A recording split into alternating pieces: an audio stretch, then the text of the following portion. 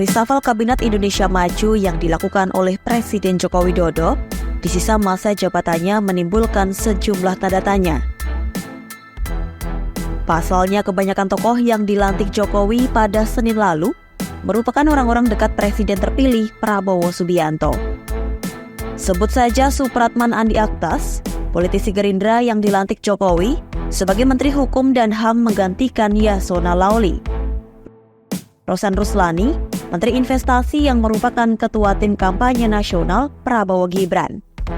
Selain Rosan, 2 personil TKN Prabowo Gibran di Pilpres 2024 juga turut dilantik Jokowi pada Senin 19 Agustus 2024 kemarin.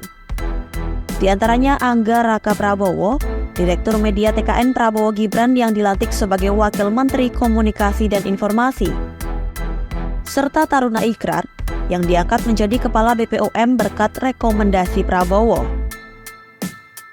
Tak hanya pada pelantikan kemarin, sebelumnya pada Juli lalu 2 orang dekat Prabowo juga masuk dalam kabinet Jokowi.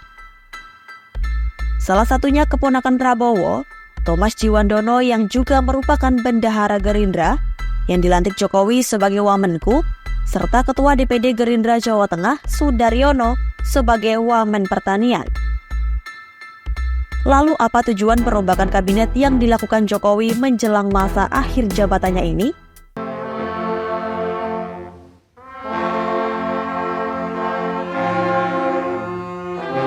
Sebelumnya, Koordinator Staf Khusus Presiden Ari Dwi Payana mengatakan reshuffle kabinet di penghujung jabatan ini dilakukan untuk mendukung transisi pemerintahan.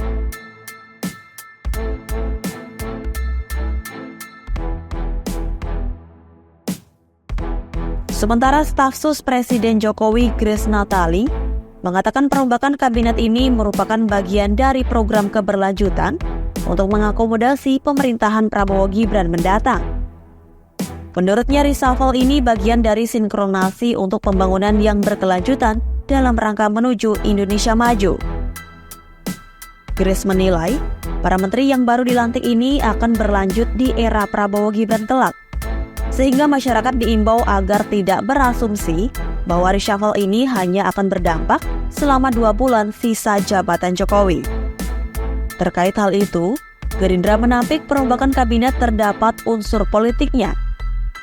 Ketua Harian Partai Gerindra Sufmi Dasko Ahmad mengaku, pihaknya memang meminta formasi sejumlah pos kementerian diganti guna sinkronasi antara pemerintahan Jokowi Prabowo.